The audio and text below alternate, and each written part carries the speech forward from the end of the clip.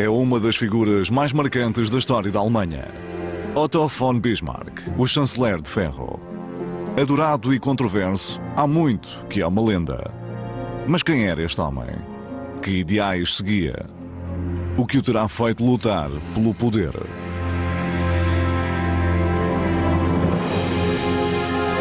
Bismarck, chanceler e demónio.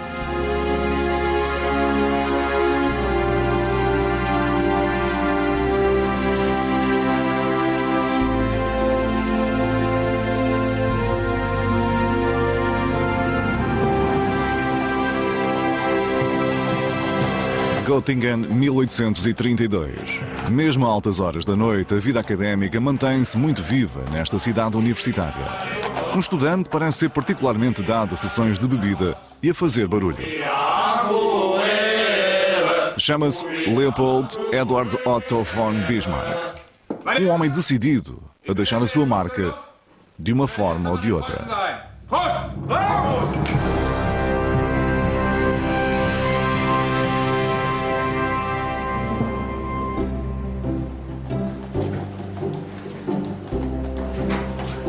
Em Göttingen, o ponto de partida da carreira de grandes estadistas e eruditos, a chegada deste estudante de 17 anos da Pomerânia Oriental foi vista como uma provocação.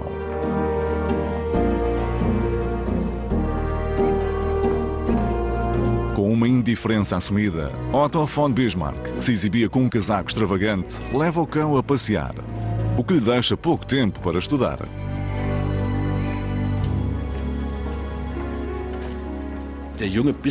Desde o início, o jovem Bismarck ignorava todas as regras. Vindo diretamente de uma escola pública na Pomerânia Oriental, Göttingen oferecia-lhe liberdade total. Andava com gente da sua idade e a vida boêmia dos estudantes da altura não era muito diferente do que é hoje. Podiam beber, divertir-se descontraídamente e até mesmo fazer esgrima se conhecessem as pessoas certas. Dizia-se que ao fim de um semestre tinham vencido 20 lutas à espada. Era impressionante, pois, para além de lutar, tinha de suportar os ferimentos e beber excessivamente. É que as feridas tinham de ser desinfetadas.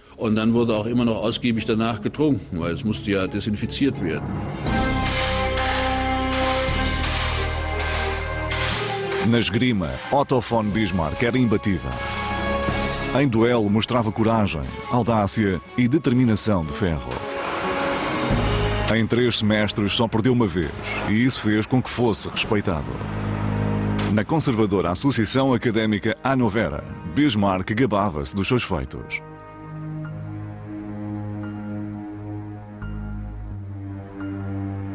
Bismarck hat von Anfang an dieses wilde Temperament gehabt. Bismarck sempre teve um temperamento agressivo e tinha muita dificuldade em controlar-se. Tinha duas facetas.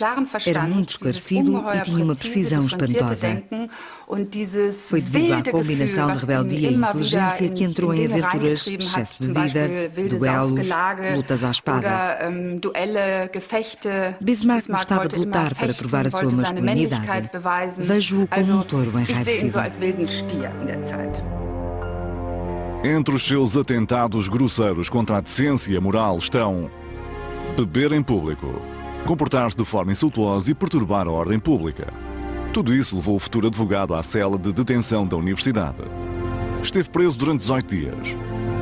Mal saiu da prisão, envolveu-se numa rixa numa taberna. Daí em diante passou a só poder entrar em Göttingen para assistir às aulas. Bismarck mudou-se para os arredores da cidade, para uma torre nas antigas muralhas.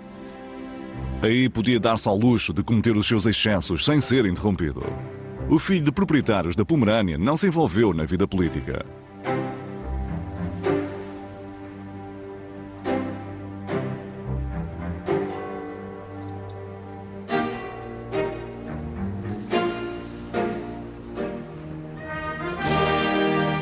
Em 1834, 20 mil manifestantes com bandeiras pretas, vermelhas e douradas em punho reclamaram liberdade, direitos civis e um Estado alemão unificado, na Hambacher Fest.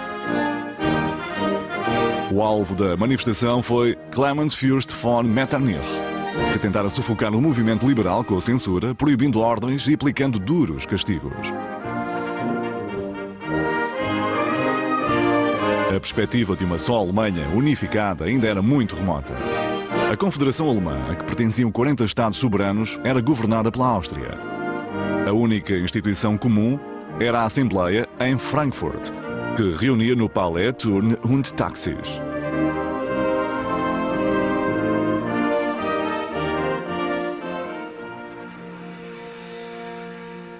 Bismarck não se deixava persuadir pelos objetivos e interesses dos seus colegas estudantes que se manifestavam.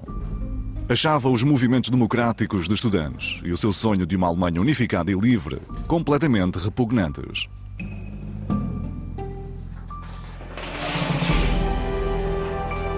Pelos inimigos da monarquia e pela sua propaganda liberal, sentia apenas ódio e desprezo.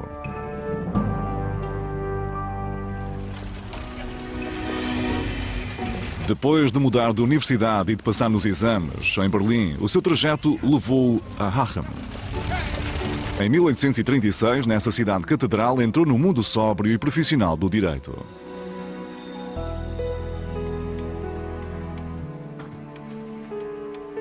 Como administrador judicial da província, este jovem intrépido, cheio de vivacidade, viu-se obrigado a passar o tempo metido entre processos.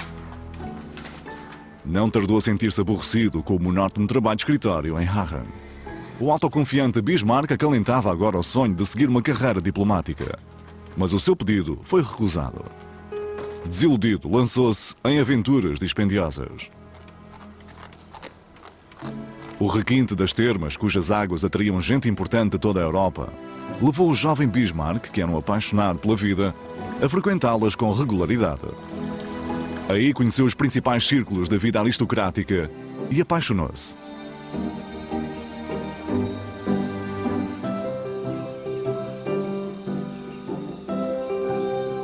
Ela tinha 17 anos e dizia ser de boas famílias. Era Isabella O'Reilly Smith. É a representação viva da beleza britânica que me faz ferver o sangue, disse Bismarck, entusiasmado, e convidou os amigos, um pouco à pressa, para o casamento, em Leicestershire. Bismarck teve vários casos e queria casar cedo, mas não deu em nada. Cortejou duas inglesas, uma era uma vigarista que alegava ser a duquesa de Kent ou algo semelhante, mas na verdade não passava da filha de uma mulher com um passado duvidoso. A outra era filha de um alto membro da igreja anglicana que frequentava os círculos sociais das termas. Tudo isto o fascinava. Era um mundo que ele desconhecia. As mulheres eram bonitas, pelo menos mais bonitas do que as campónias que conhecera na Pomerânia. Jedenfalls anders als die pommerschen Mägde, die aus der Heimat kannte. Os seus casos e o respectivo fim levaram à primeira grande crise da sua vida. Para financiar a sua presunção, endividava-se, até que entrou em bancarrota e viu-se forçada a admitir esse triste facto ao pai.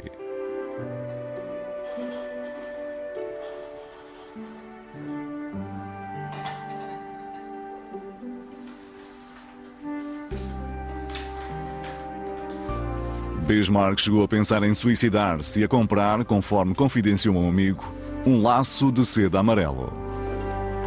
Contudo, após uma breve reflexão, a sua natureza de jogador prevaleceu.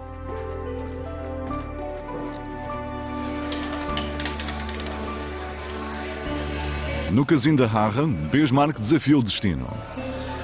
Não conseguia pagar as dívidas com os 200 Reichstaler que o pai lhe dava, mas pensou que jogando talvez conseguisse duplicar esse dinheiro.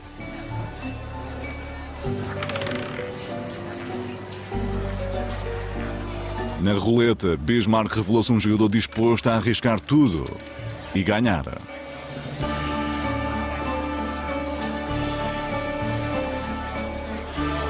Recebeu os primeiros prémios com uma extrema alegria. Convenceu-se de que a sua sorte não teria fim. Tinha ganho imenso dinheiro. 2.000 Reichstaler, mas parecia-lhe demasiado sensato parar agora. Bismarck continuou a jogar, desfrutando do papel de forasteiro descontraído.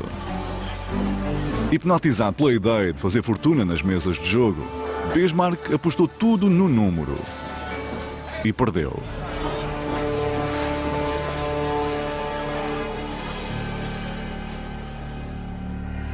Agora, no total, devia 1.700 Reichstaler. Mas o pior ainda estava por vir. Bismarck não ia ao escritório há dias e, sem mais explicações, o administrador judicial duvidoso foi despedido.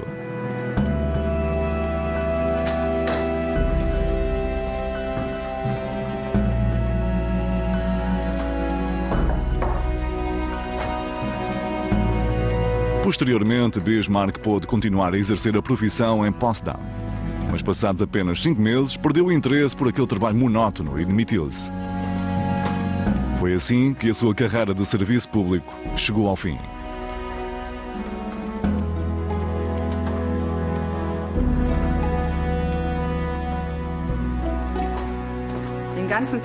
Passar o dia atrás de uma secretária a registar e transferir entradas era demasiado limitador para Bismarck.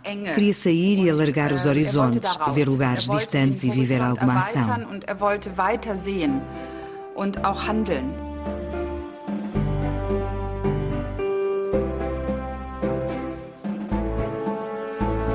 Terminado o serviço militar, Bismarck decidiu dedicar-se às terras. Quando o pai morreu, ficou com as propriedades da família na Pomerânia e no Elbe. Finalmente, Bismarck pôde ganhar dinheiro para pagar as dívidas.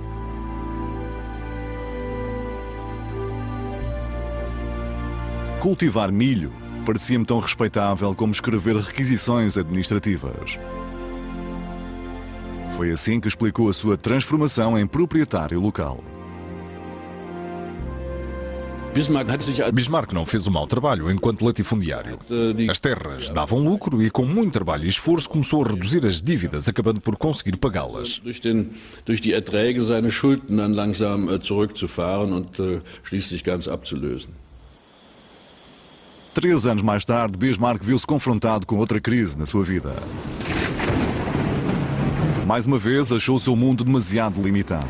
Solteiro, muito só, com 29 anos, governo o meu negócio sem a ajuda de ninguém. Escreveu o latifundiário aborrecido a um amigo.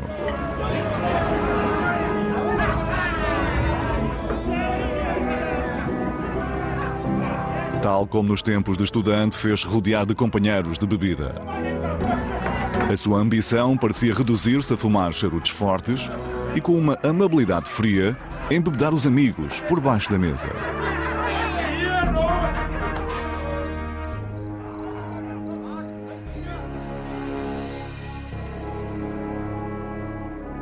Deus é testemunha de que não podia estar mais bêbado, declarou de forma autocrítica.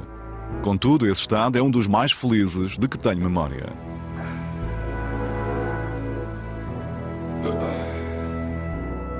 Assim arrasto-me como uma máquina, sem quaisquer desejos ou receios em particular. Bier! Bier!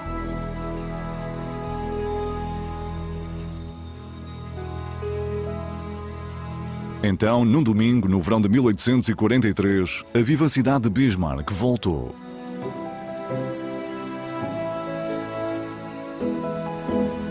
Conheceu Marie von Teyden, a noiva de um vizinho simpático. Bismarck ficou fascinado pelo seu encanto, que combinava devoção e sensualidade. Mas esta mulher que tanto o fascinava já estava prometida a Moritz von Blankenburg. Bismarck apaixonou-se completamente por esta devota luterana, pietista, e esse amor era correspondido. Ele, conhecido pela rebeldia e arrogância, adorava acima de tudo. A relação não passou de um amor platónico. Marie von Teyden, uma devota fervorosa, nem punha a hipótese de pôr fim ao compromisso com o seu prometido. Esta relação forte durou 3 anos até que Marie morreu aos 24 anos, de meningite.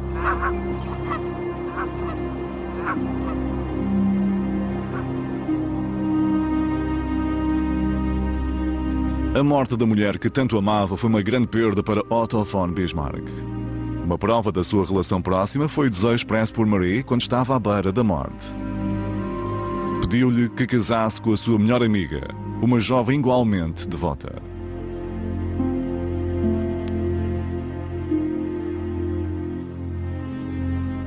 A escolhida foi Johanna von Puttkamer. E Bismarck começou a cortejar essa menina de boas famílias.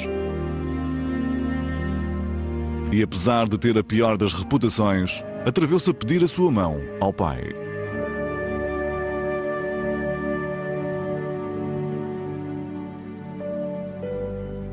Na carta que escreveu ao pai de Johanna a pedir-lhe a mão da filha, sente que recuperou uma nova força. Levou este objetivo muito a sério, era quase sagrado. Caríssimo Sr. von Puttkamer, venho pedir-lhe o bem mais precioso que tem, a mão da sua filha em casamento.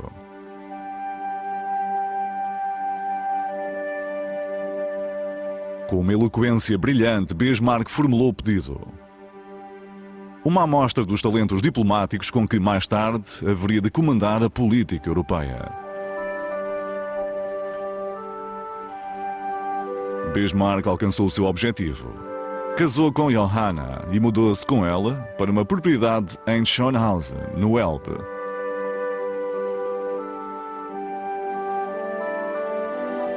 O casamento com Johanna trouxe-lhe paz pela primeira vez. Caracterizada pelo sentido protestante de dever, era uma esposa que se sacrificava e não tardou a tornar-se uma mãe extremosa de 3 filhos. Era o complemento perfeito para Bismarck, que, também no casamento, não abdicava de ser ele a mandar. Johanna convenceu a intervir na vida religiosa e tornou-se parte do círculo conservador dos luteranos pietistas, próximos da família real de Berlim. Isso proporcionou-lhe uma consideração e influência de que, posteriormente, haveria de tirar partido.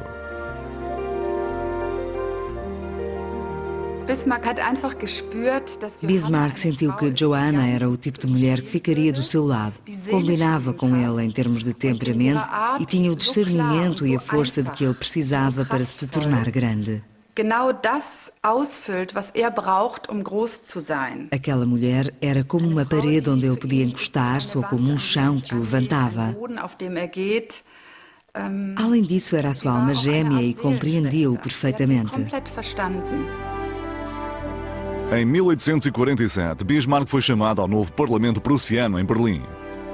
Com a carreira em ascensão, graças ao apoio dos luteranos pietistas, o latifundiário desordeiro haveria de tornar-se um político completo. No Parlamento, Bismarck brilhava com discursos que defendiam uma coroa prussiana totalmente empenhada num sistema monárquico que incorporasse aristocratas e proprietários. Em março de 1848, toda a Europa estava num tumulto. Revolucionários armados combatiam em Berlim pela democracia e unificação nacional. Quando a Revolução pôs em perigo a vida de Frederico Guilherme IV, a reação de Bismarck foi radical. Mobilizou os seus camponeses e formulou um plano para salvar a monarquia.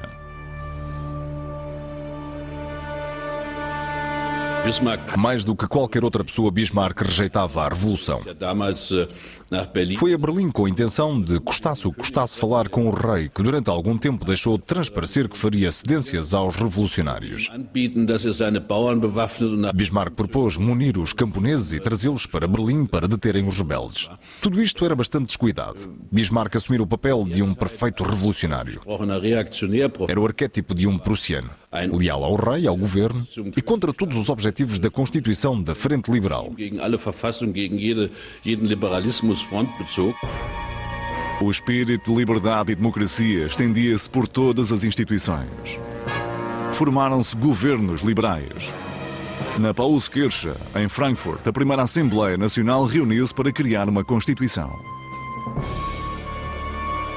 Então o exército começou a planear pôr fim à revolução de uma forma violenta. O sonho de um Estado alemão unificado acabara. Uma vitória para Bismarck.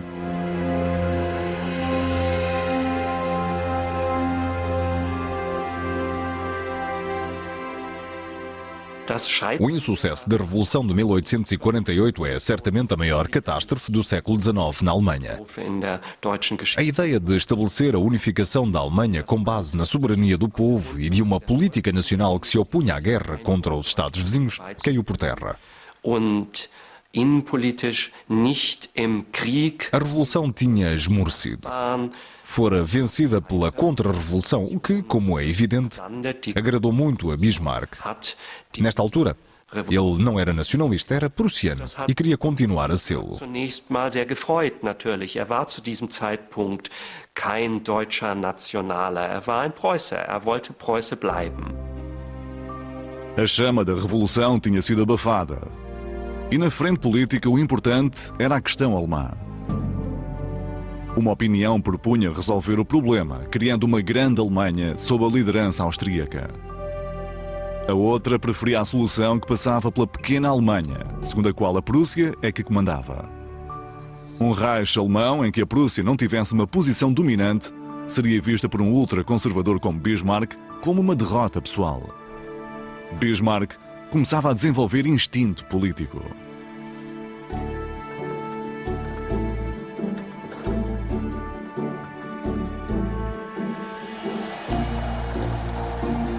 Em 1851, Bismarck teve a oportunidade por que esperara em vão enquanto administrador judicial.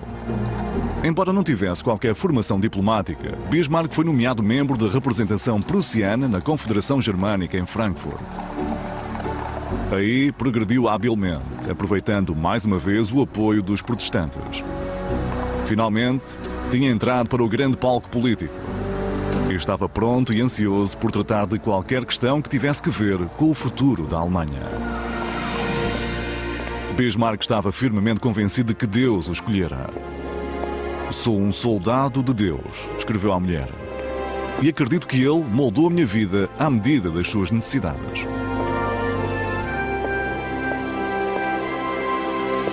No início da sua nova carreira, Bismarck não dava qualquer importância à hierarquia ou às normas estabelecidas.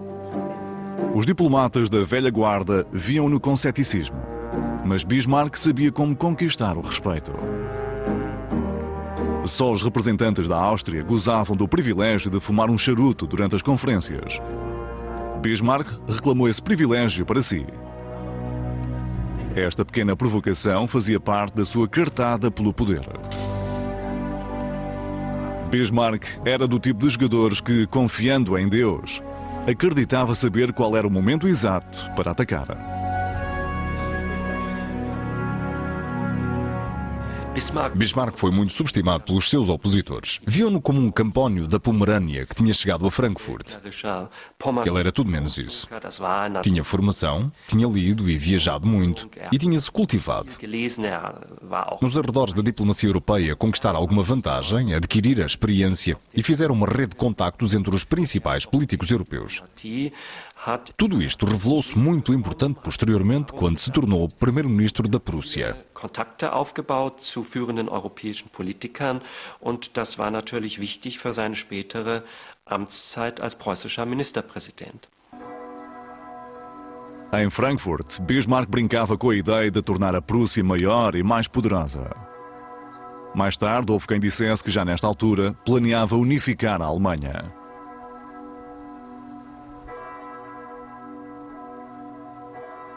Na sua casa de campo, no Bockenheimer Landstrasse, o diplomata gozava uma vida de convívio.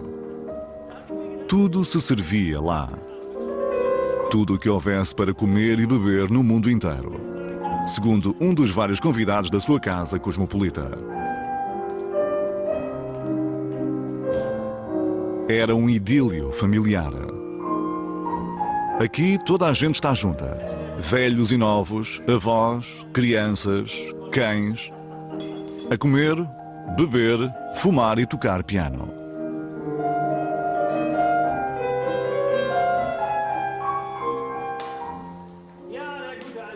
Os horizontes abriram-se para este político ambicioso através dos seus inúmeros contactos. Parecia só não ter assunto de conversa com personalidades das artes ou da cultura. Bismarck tinha um gosto especial pela nova arte da fotografia. A maioria dos retratos não lhe agradava.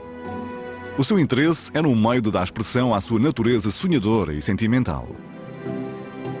Com esta tecnologia, podia ser ele a controlar, criando um autorretrato que representasse as suas ideias. Acreditava que a câmara revelava o seu verdadeiro ser. Com a ajuda da fotografia, agora Bismarck trabalhava dando mais atenção à sua imagem pública.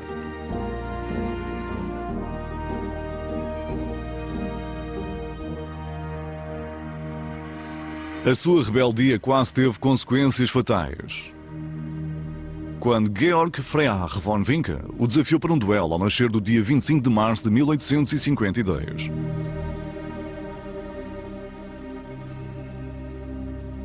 A razão para tal foi o facto de, durante um debate parlamentar, Bismarck se ter referido à educação do político liberal em termos jocosos.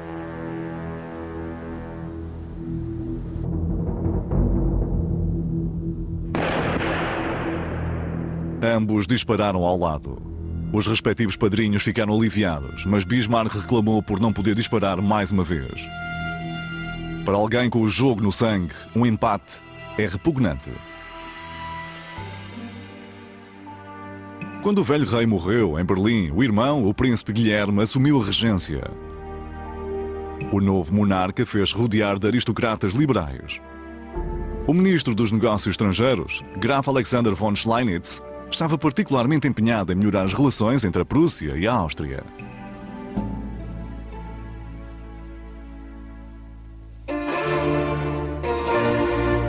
Bismarck, com a sua posição radical anti-Áustria, era visto como um ser desenquadrado em Frankfurt e foi mandado para a Rússia. Bismarck teve de ser afastado.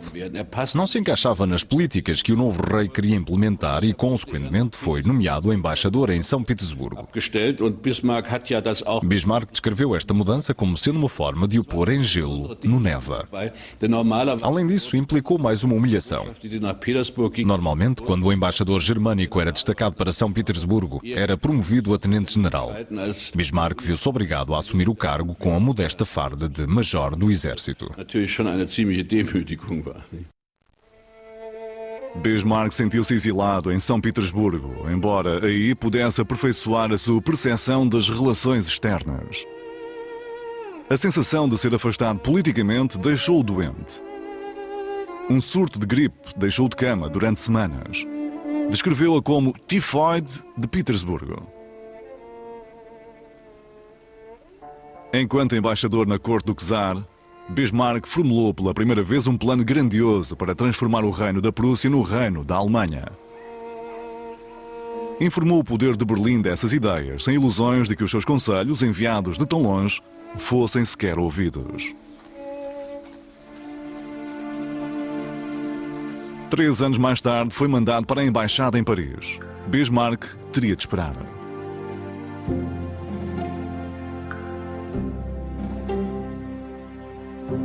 De Paris, com o seu principal aliado, Albrecht von Roon, o ministro prussiano da guerra, começou a tratar da sua ascensão política.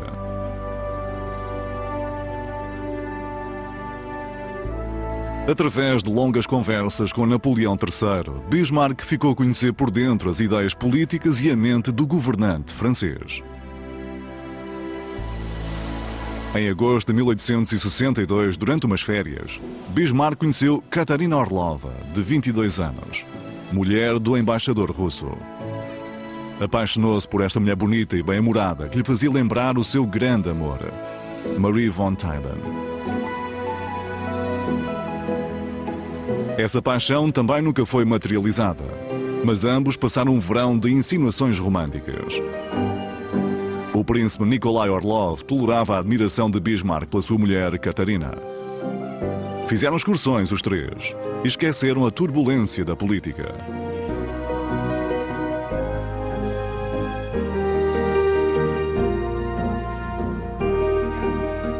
É uma mulher pela qual te poderias apaixonar se a conhecesses, escreveu Bismarck à sua mulher, revelando um intenso entusiasmo, sem sombra de conflito moral.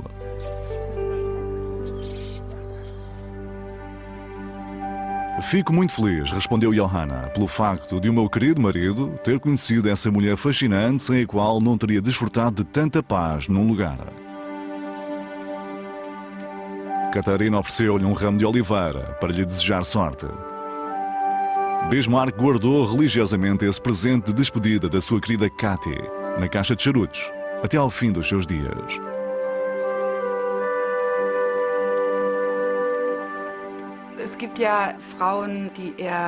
Houve mulheres que ele adorou, e era claro até para o público em geral que havia momentos em que andava perdidamente apaixonado. Johanna suportava isso, ciente de que tinha de lhe perdoar, pois se fosse demasiado severa, acabaria por perdê-lo. Em 1862, o rei sofreu uma humilhante derrota. Queria renovar o equipamento do exército, mas o Parlamento recusou-lhe os fundos necessários. Guilherme I dissolveu o Parlamento e convocou eleições antecipadas. A oposição ganhou com uma grande margem e, mais uma vez, recusou os fundos para o exército. Exausto e desorientado, o rei retirou-se para Schloss Babelsberg e apresentou a renúncia. Simultaneamente, o ministro da Guerra, Roon, enviou um telegrama. Periculum in mora, dépêchez-vous. Perigo em razão da demora. Despacha-te. O destinatário era o seu amigo e aliado Otto von Bismarck.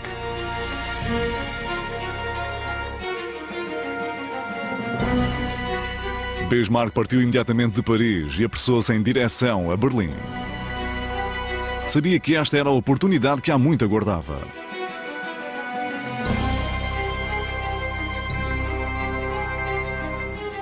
Monarquista convicto, via a renúncia do cargo como uma catástrofe.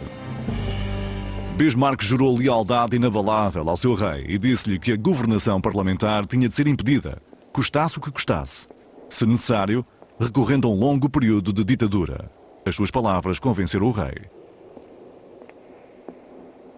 Bismarck persuadiu o rei a manter-se no trono e disse-lhe que não tardaria a resolver a crise. Estava convencido de que o rei continuaria a ser o rei, mas ele é que teria o poder na Prússia.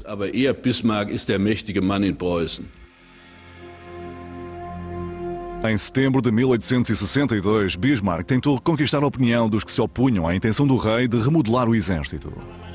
Com uma eloquência esmagadora, deixou bem clara a sua ofensiva política. Não é com discursos, disse, nem com decisões por maioria que os momentos cruciais desta fase serão definidos. Esse, senhores, foi o grande erro de 1848 e 1849. Sê-lo-ão com ferro e sangue.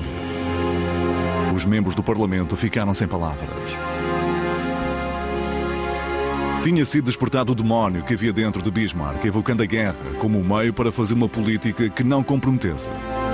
Poucos dias depois, este latifundiário de Altmark seria nomeado primeiro-ministro da Prússia. Arquiconservador e sem escrúpulos, nada o detinha, nem que tivesse de violar a Constituição. Assim que assumiu funções, Bismarck dissolveu a Assembleia e continuou a governar sem parlamento nem dinheiro.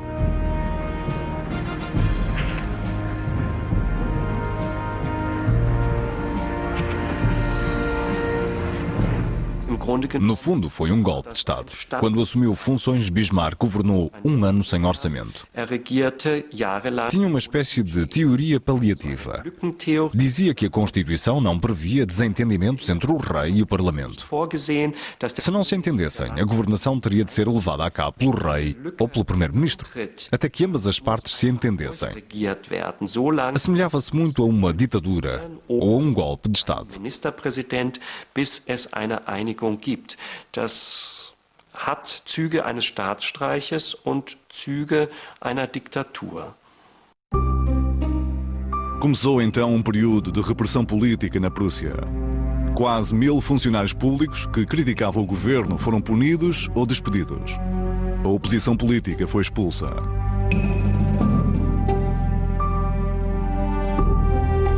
Bismarck governava como primeiro-ministro há 2 anos, quando levou o rei a entrar na sua primeira guerra.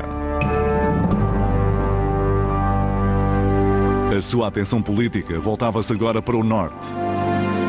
A intenção da Dinamarca de separar os ducados de Schleswig e Holstein foi a razão do conflito com a Confederação Germânica. Mas Bismarck vira neste conflito a possibilidade de anexar ambos os estados à Prússia.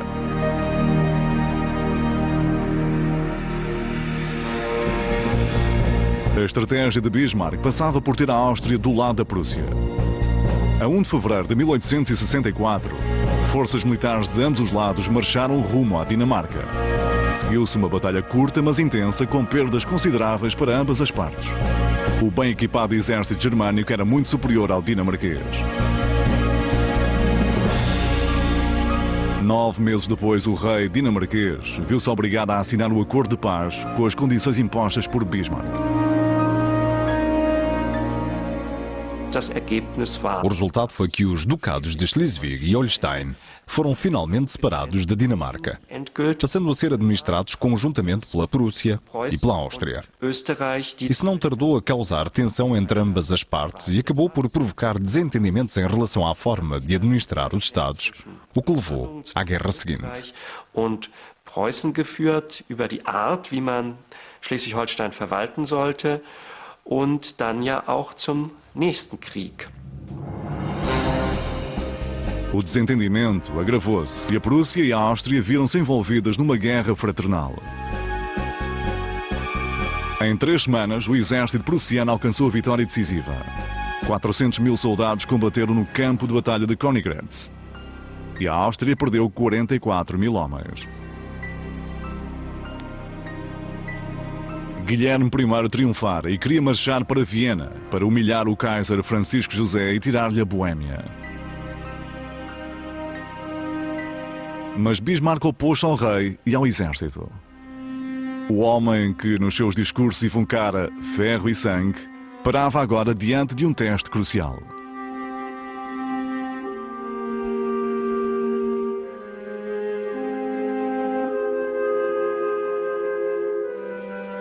Em desespero, chegou a pensar atirar-se da janela.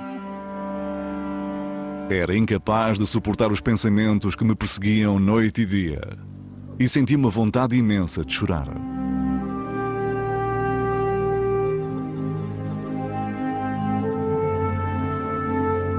O príncipe herdeiro acalmou Bismarck e apoiou-o. Ambos temiam que a supremacia prussiana levasse a França a intervir, o que converteria a vitória militar num desastre político. Juntos, conseguiram persuadir o rei a fazer um acordo de paz.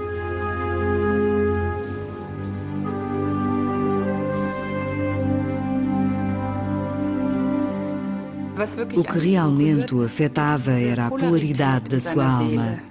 Por um lado, era um visionário, um estadista com uma astúcia incrível, com a força necessária para pôr grandes planos em marcha.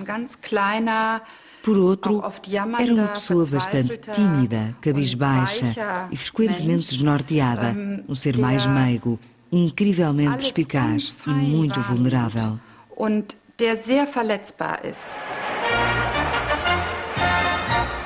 A vitória de Königgrätz tornou-se um triunfo de Bismarck. Hannover, Schleswig-Holstein, Hesse, Nassau e a cidade de Frankfurt tinham todas sido anexadas pela Prússia. Bismarck foi aclamado em Berlim como um herói nacional.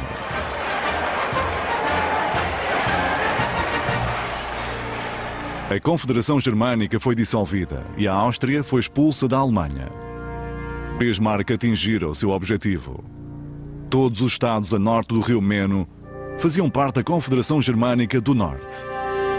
E Bismarck era o chanceler. Agora Bismarck tinha de trazer os católicos do sul para o seu lado para criar um Estado alemão unificado. Este acréscimo de poder iria arrastar a França para o seu plano. Inteligentemente, Bismarck provocou Napoleão III, empolando uma situação banal, a sucessão espanhola, transformando-a numa crise internacional. A 13 de julho de 1870, em Bad Ems, o embaixador francês tentou pressionar o rei prussiano a abdicar para sempre as pretensões da casa de Hohenzollern à coroa espanhola. Por detrás desta jogada estava o receio que a França tinha de os Hohenzollern também entrarem na corrida. Guilherme I recusou. Nessa mesma noite, foi entregue um relatório da reunião a Bismarck. Resumiu e alterou a mensagem e enviou a sua versão do chamado Despacho de Ems à imprensa. Agora a reação do rei parecia muito mais incisiva e dura do que tinha efetivamente sido. O despacho, segundo Bismarck, teria o efeito de um tecido vermelho para o touro gaulês. A sua previsão deu frutos e o imperador francês Napoleão III declarou guerra à Prússia. Tal como Bismarck planeara, a França tornara-se a força agressora.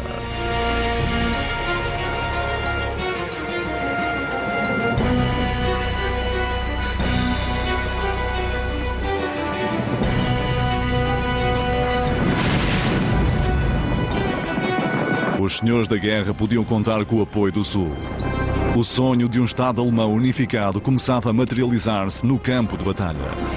Soldados de todas as zonas da Alemanha combatiam lado a lado por uma vitória conjunta.